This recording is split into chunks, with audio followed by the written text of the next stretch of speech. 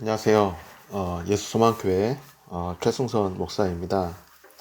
오늘 이 시간에는 그리스도인의 자기 점검이라는 주제를 가지고 우리 인생대학 또 교회 공동체 성도님들과 잠깐 생각해보는 시간을 가져보려고 합니다.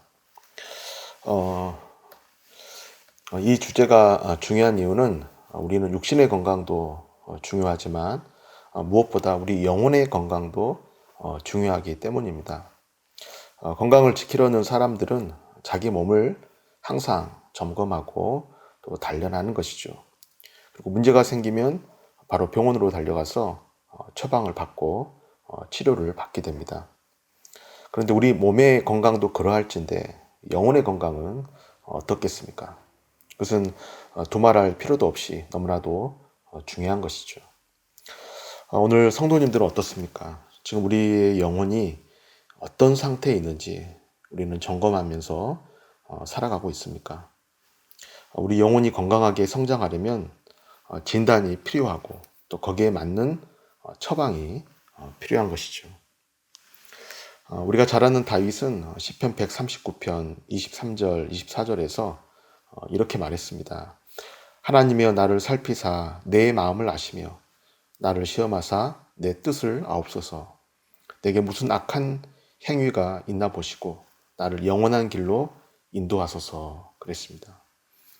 다윗은 나 자신보다 나를 더 잘 아시는 하나님께서 지금 내 마음이 어떠한지, 지금 나의 영혼의 상태가 어떠한지, 내 안에 나도 모르는 어떠한 죄가 하나님과 사이를 가로막고 있는지를 살피셔서 내가 그 행위로부터 떠날 수 있도록 기도하고 있는 것이죠. 그래서 하나님과의 관계를 더욱더 친밀한 상태로, 바른 상태로 가져가기 위해서 애쓰고 있다는 것을 우리가 알 수가 있습니다. 우리가 이 말씀을 좀 더 들여다보면 지금 다윗은 자신의 영혼의 상태를 점검하기 위해서 세 가지 내용의 기도를 드리고 있는 것을 알 수가 있어요. 먼저 다윗은 하나님께서 자신을 살펴달라 이렇게 기도하고 있는 것이죠. 하나님이여 나를 살피사. 다윗은 전지전능하신 하나님께서 자신을 세밀하게 살펴달라고 기도를 하고 있습니다. 두 번째로 다윗은 무엇을 기도하고 있을까요? 지금 다윗은 하나님께서 내게 무슨 악한 행위가 있나 보시고 이런 기도를 하고 있습니다. 내게 무슨 악한 행위가 있나 보시고. 물론 이 말은 하나님이 자기에 대해 모르는 것이 없도록 잘 살펴보십시오. 이런 의미는 아닙니다. 하나님은 이미 다윗의 모든 것을 알고 계시는 분인 것이죠. 하나님은 멀리서도 우리의 모든 것을 알고 계시고 또 우리의 마음과 또 생각의 동기까지도 다 헤아리고 계시는 분인 것입니다. 그래서 하나님이 다윗을 이해하기 위해서 그를 다시 살피실 필요는 없습니다. 따라서 자신에게 무슨 악한 행위가 있는지 살펴봐 주십시오. 이런 다윗의 기도는 자기 스스로 죄를 깨닫게 해달라는 그런 의미를 담고 있는 것이죠. 하나님의 빛으로 자신을 살피시고 비추셔서 자신에게 어떠한 죄가 있는지 자세하게 구체적으로 알게 해달라고 기도하고 있는 것을 알 수가 있습니다. 그리고 세 번째 다윗이 기도하고 있는 것은 자신을 영원한 길로 인도하시길 기도하고 있습니다. 다윗은 자신이 일시적으로 모양새가 좋아 보이는 길을 구하지 않았습니다. 다윗은 현재의 평안과 만족을 누리는 것에 그치는 것이 아니라 자신의 영혼이 하나님 앞에 인정받는 그런 영원한 길, 의의 길, 생명의 길, 그 길을 걸어갈 수 있게 해달라고 하나님께 기도하고 있다는 것을 우리가 알 수가 있는 것이죠. 우리가 이런 다윗의 기도를 보게 되면 우리와 하나님 사이를 멀어지게 하고 또 우리 영혼의 건강을 해치는 가장 중요한 문제는 바로 이 죄라는 것을 우리가 알 수가 있습니다. 우리 영혼의 건강을 해치는 것은 다른 것이 아니라 바로 죄가 하나님과 우리 사이를 가로막고 하나님과의 관계를 나쁘게 하는 그런 원인이라고 하는 것입니다. 그래서 우리는 우리의 현재 상태가 죄에 머물러 있지는 않는지 살펴보는 것이 중요한 것입니다. 사도 바울은 이렇게 말했습니다. 너희는 믿음 안에 있는가? 너희 자신을 시험하고 너희 자신을 확증하라. 여러분 생각해 보십시오. 우리가 바울의 말처럼 믿음 안에 있는지 그것을 어떻게 알 수 있겠습니까? 그것은 우리가 하나님의 말씀 안에 거하고 있는지, 우리가 예수님을 신뢰함으로 우리의 모든 삶을 그분께 전적으로 의탁하며 살고 있는지 그것을 돌아보면 알 수가 있는 것이죠. 왜냐하면 믿음이라고 하는 것은 우리가 예수 그리스도를 믿는 것이고 그분의 말씀을 믿는 것이거든요. 근데 우리가 예수 그리스도만을 신뢰하지 못하고 그분의 말씀과 반대되는 방향으로 가고 있다면, 우리가 말씀을 벗어나서 다른 길로 향하고 있다면 우리는 지금 믿음 안에 거하고 있지 않다는 것을 스스로 입증하는 것이 된다고 하는 것입니다. 그리고 그것이 바로 이 죄라고 하는 것이죠. 하나님과 반대되는 방향으로 향해 나아가는 것, 그분의 말씀에서 벗어나 있는 것, 마치 화살이 관역을 빗나가는 것처럼 하나님의 뜻에서 벗어나 있는 것, 이것이 바로 죄인 것이고, 이 죄가 우리와 하나님과의 관계를 멀어지게 하고 우리 영혼의 건강을 해친다고 하는 겁니다. 그래서 여러분, 사도 바울은 너희는 믿음 안에 있는가? 너희 자신을 시험하고 너희 자신을 확증하라, 이렇게 말씀하고 있는 것이죠. 그리고 우리 안에 하나님께서 불쾌하게 여기시는 습관이 있는지도 우리가 살펴보는 게 중요한 것입니다. 우리에게 반복해서 짓는 제약된 습관이 있는지, 은밀하게 우리의 정욕을 채우는 그런 행동이나 생각들을 일삼고 있지는 않은지 우리 자신의 행실을 살펴보아야 한다고 하는 겁니다. 그래서 만약 하나님께서 불쾌하게 여기실 만한 그런 습관이나 행실들이 발견된다면 그것을 과감히 끊고 버릴 수 있는 믿음과 용기가 필요한 것이죠. 저는 우리는 항상 하나님께 깨어 기도할 수밖에 없는 그런 연약한 존재임을 부인할 수가 없습니다.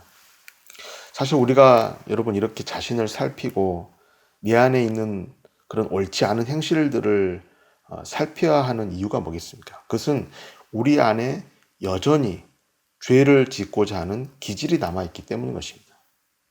오늘 우리가 복음을 믿고 거듭난 그리스도인이 되었다 할지라도 우리의 본성은 어떻습니까? 모든 성도 안에는 여전히 타락한 죄의 본성이 남아있고, 또 틈만 나면 그러한 본성들이 하나의 세력으로서 우리 안에 도사리고 있기 때문이라고 하는 겁니다.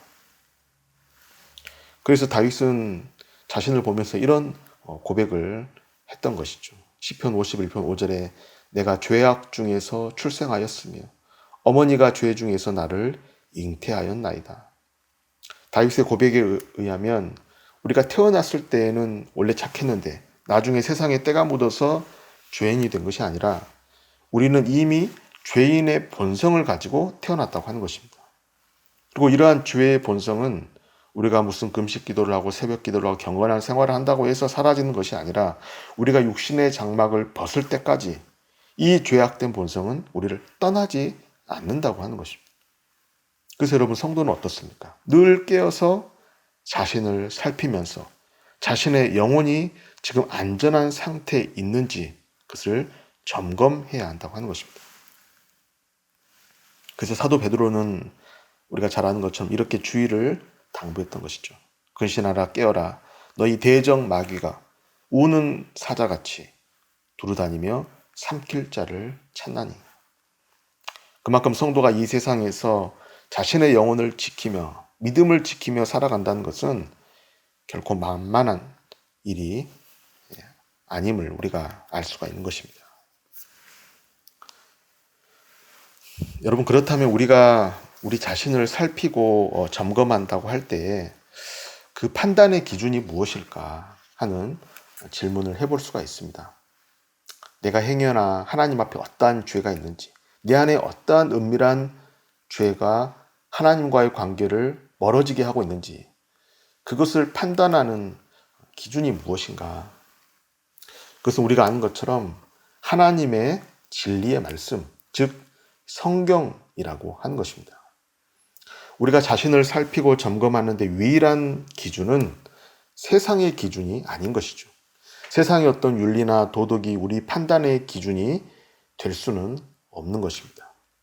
세상의 문화나 유행이나 세상에서 유명한 어느 위인의 말이 우리의 판단 기준이 될 수 없다고 하는 것입니다. 그 말이 아무리 설득력이 있고 호소력이 있고 합리적으로 보인다 할지라도 그런 세상적 가치관, 세상적 인생관이 우리의 판단 기준이 될 수가 없는 거예요. 다시 말하지만 우리 자신을 판단하고 우리 영혼의 상태를 점검하는 유일한 판단 기준은 오직 하나님의 말씀이다 하는 것을 우리는 잊지 말아야 하는 것입니다. 왜냐하면 여러분, 성경은 우리에게 어떤 책입니까? 성경은 디모데후서 3장 16절에 기록된 것처럼 모든 성경은 하나님의 감동으로 된 것으로 교훈과 책망과 바르게 함과 의로 교육하기에 유익하니 그랬거든요.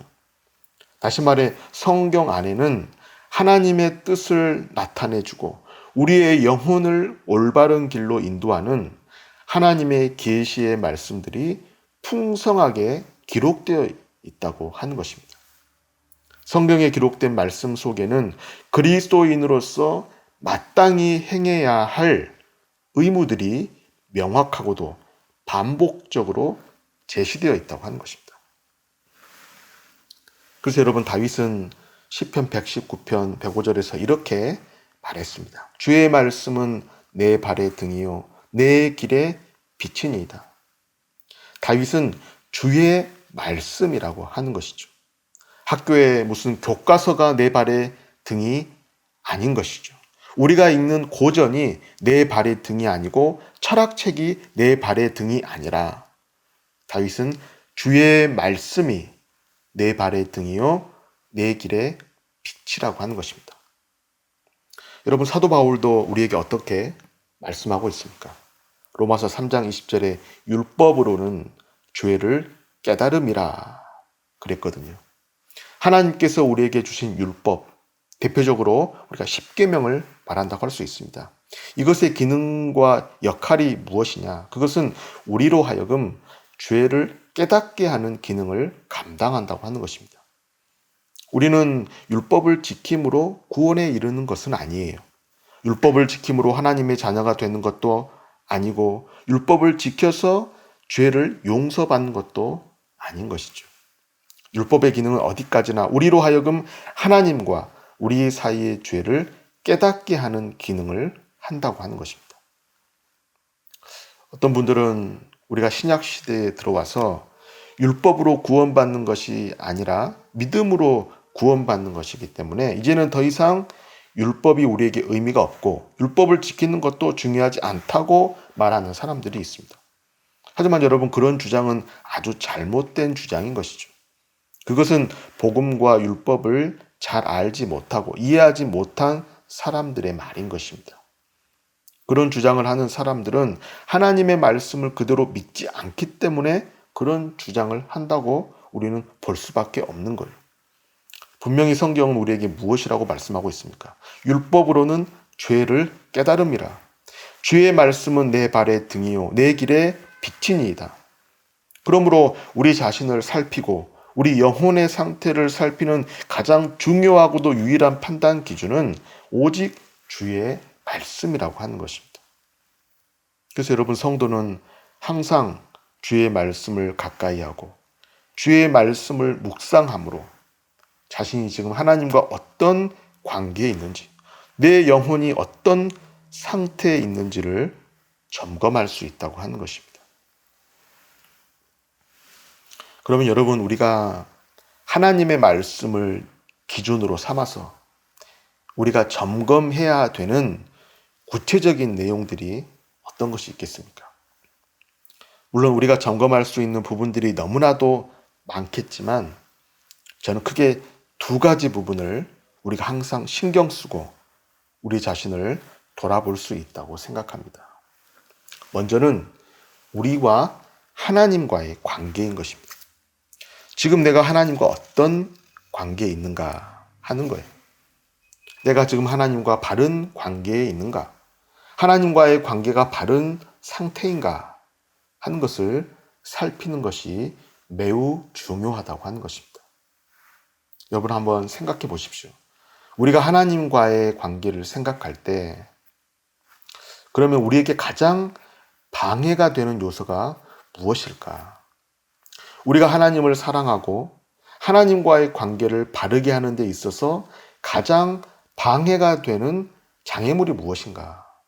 물론 그것이 포괄적인 의미에서는 죄라고 할 수 있는 것이죠.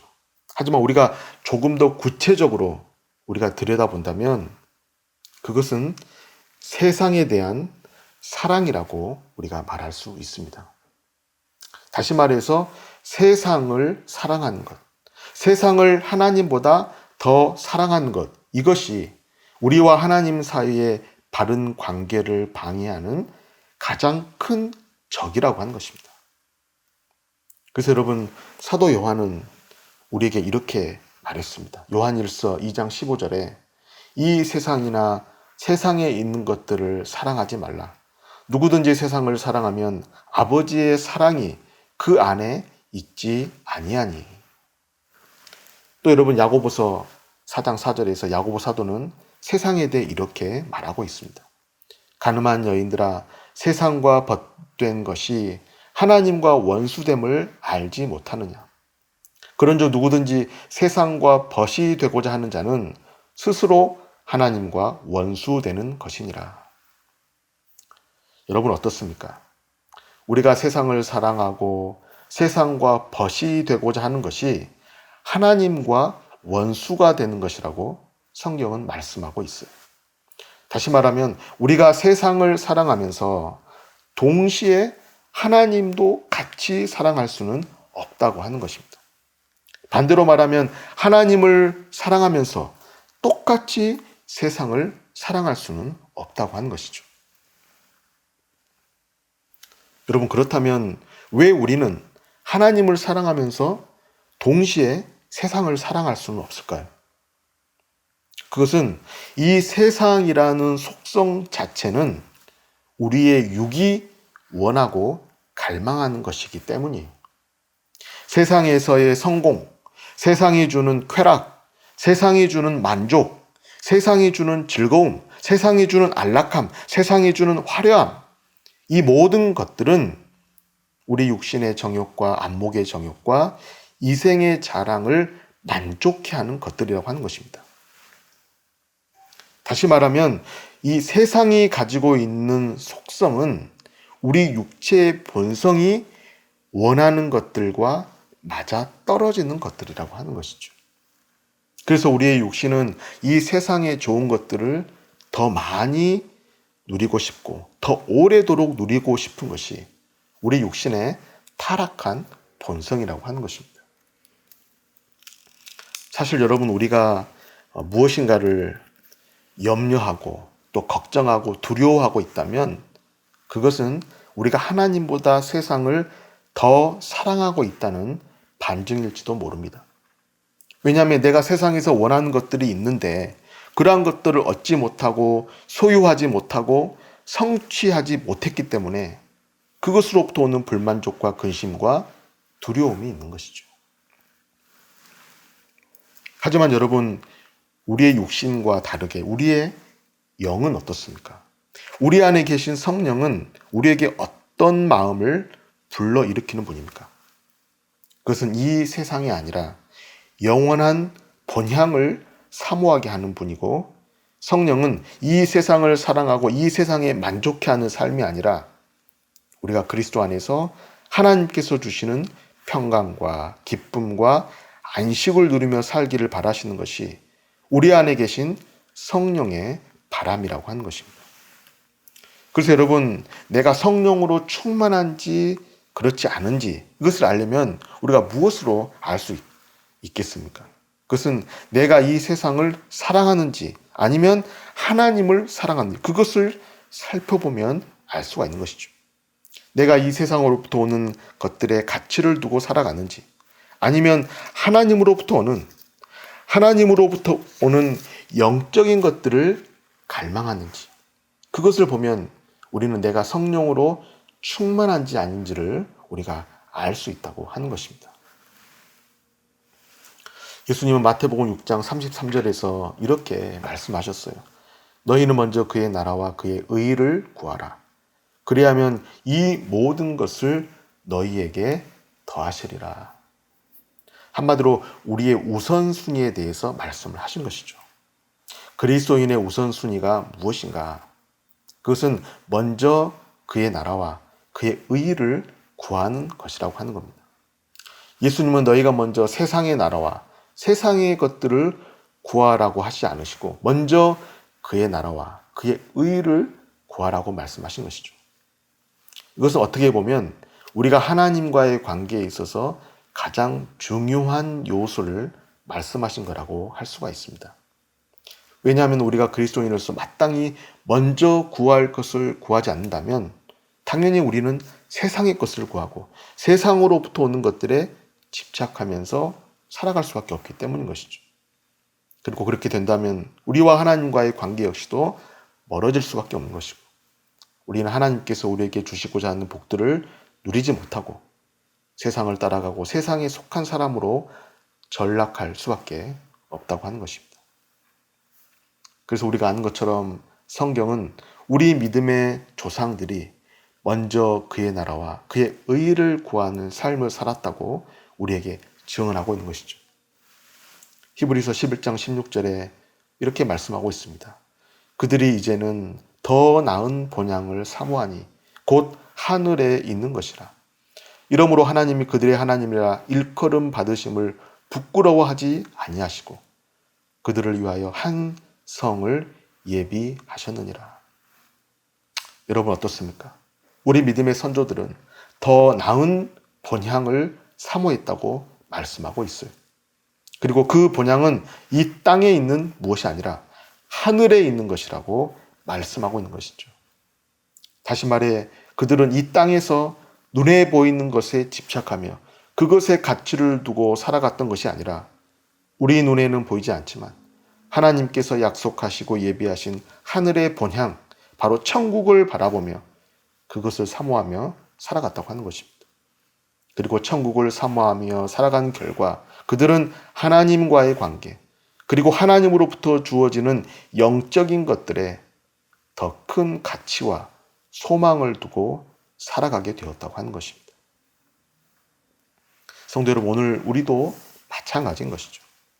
우리가 만약 이 세상을 사랑하고 이 세상이 우리에게 줄 수 있는 것들에 더 큰 가치를 부여한다면 우리는 그만큼 하나님과 또 하나님께서 우리에게 주시고자 하는 것들과 멀어질 수밖에 없을 겁니다.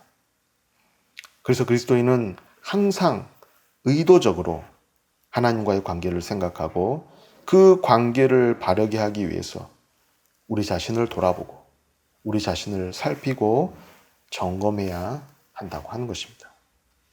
내가 그리스도를 믿음으로 하나님께서 우리에게 약속하신 영원한 것들에 가장 큰 가치를 두고 살아가는 것. 이를 위해 우리는 항상 성령 안에서 깨어 기도해야 한다고 하는 것이죠. 그리고 여러분, 그리스도인이 하나님과의 관계와 더불어서 점검해야 하는 또 하나는 바로 이웃과의 관계라고 할 수가 있습니다.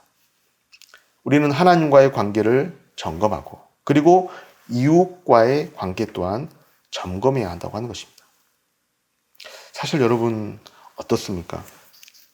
우리가 성령으로 충만하게 될 때에 나타나는 가장 특징적인 현상은 바로 하나님 사랑과 이웃 사랑인 것이죠. 하나님을 사랑하고 이웃을 사랑하는 것, 이것이야말로 성령께서 우리 안에서 역사하시는 가장 보편적이고 핵심적인 활동이라고 하는 겁니다. 왜냐하면 사탄은 우리에게 이러한 마음을 불러일으키는 존재가 아니기 때문이에요. 사탄은 오히려 어떤 존재입니까? 하나님을 사랑하고 이웃을 사랑하게끔 하는 존재가 아니라 오히려 그 반대로 하나님을 대적하고 이웃을 미워하도록 부추기고 조장하는 존재가 사탄이기 때문인 것입니다. 그래서 우리가 우리 자신을 점검한다고 할 때 하나님과의 관계와 더불어서 우리는 이웃과의 관계를 돌아보고 살피는 것이 중요하다고 하는 거예요. 여러분, 그렇다면 우리가 이웃과의 관계를 점검한다고 할 때 우리가 이웃과의 관계가 바른 상태인지 아닌지를 어떻게 알 수 있겠습니까? 우리가 그것은 몇 가지로 살펴볼 수 있는데요. 첫 번째는 이웃에 대한 나의 감정이 어떠한지를 우리가 점검해 보는 것이죠. 내가 이웃에게 화를 잘 내고 있지는 않은지, 혹시 이웃을 미워하고 누군가에게 악의와 증오심과 시기심을 품고 있지는 않은지, 이러한 이웃에 대한 감정을 들여다볼 수 있는 것입니다. 그리고 우리의 감정뿐만 아니라 우리의 행동도 점검해 볼 수 있는 거예요. 우리의 마음을 점검하는 것이 소극적인 차원이라면 우리 행동을 점검해 보는 것은 좀 더 적극적인 차원이라고 할 수가 있습니다. 가령 여러분, 우리 주변에 어려움을 당한 이웃이 있는데 우리가 그들에게 도움의 손길을 펼치고 있지는 않은지, 이런 부분들을 우리가 살펴보는 것이죠. 내 가족이나 친한 교우 중에, 그리고 친한 친구 중에 그들의 어려움을 알면서도 우리가 손을 놓고 있지는 않은지, 그들에게 관심을 베푸는 것을 외면하고 있지는 않은지, 이런 것들을 우리는 살펴보아야 하는 것입니다. 그리고 여러분, 우리가 이웃과의 관계에서 점검해야 되는 부분이라고 한다면 이웃이 죄의 길로 가는 것을 바로 잡아주고 있는지, 그것을 우리가 살펴보아야 하는 것입니다. 이웃이 잘못된 길로 빠지고 있는데도 우리가 그것을 지켜만 보고 방치하고 있다면 그것은 우리가 영적으로 무언가 건강한 상태에 있지 않다는 방증이라고 하는 겁니다. 레위기 19장 17절에 보면 이런 말씀이 있습니다. 너는 내 형제를 마음으로 미워하지 말며 내 이웃을 반드시 견책하라. 그러면 내가 그에 대하여 죄를 담당하지 아니하리라. 여러분, 성경은 어떻습니까? 우리에게 내 이웃을 반드시 견책하라, 이렇게 말씀하고 있어요. 이웃이 죄를 짓는 것을 보면서도 그 죄를 책망하고 공고하지 않는다면 그것은 이웃에 대한 사랑이 식었다는 증거라고 할 수 있다고 하는 것입니다. 우리가 사랑하는 자녀나 가족 중에 누군가가 잘못된 길로 가고 있다면 당연히 우리는 그 길에서 돌아설 것을 권유하게 되는 것이죠.